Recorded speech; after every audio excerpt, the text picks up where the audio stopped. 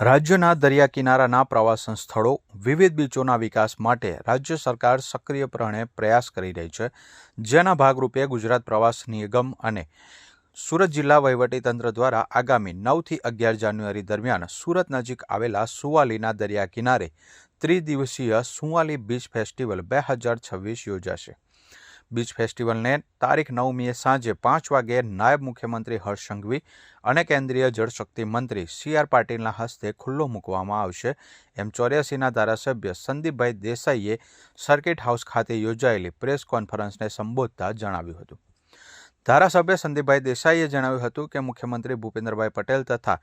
नायब मुख्यमंत्री हर्षभाई संघवीना मार्गदर्शन हेठळ सुवाली बीचनो प्रवासन स्थळ तरीके विकास करी दरियाकांठाना प्रवासनने प्रोत्साहन मळे,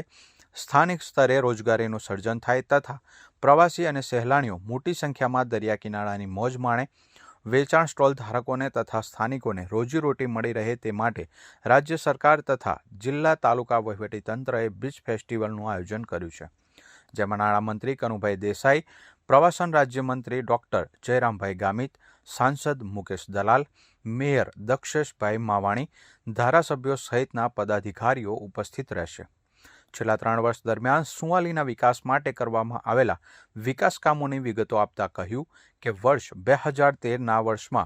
₹6 करोड़ना खर्चे सुवाली तरफ जवा माटेना रस्ताने 10 मीटर पहोळो करवामां आव्यो छे। मार्ग अने मकान विभाग द्वारा ₹2.20 करोड़ना खर्चे विश्राम गृहना निर्माणने मंजूरी आपवामां आवी छे। ₹40 लाखना खर्चे 100 फूटनी ऊंचाई धरावतो मास्ट टावर बन्यो छे, जे 400 वोटनी 16 हेलोजननी क्षमता धरावे छे। सुवाली बीच मार्गथी मोरा गामना मुख्य मार्ग सुधी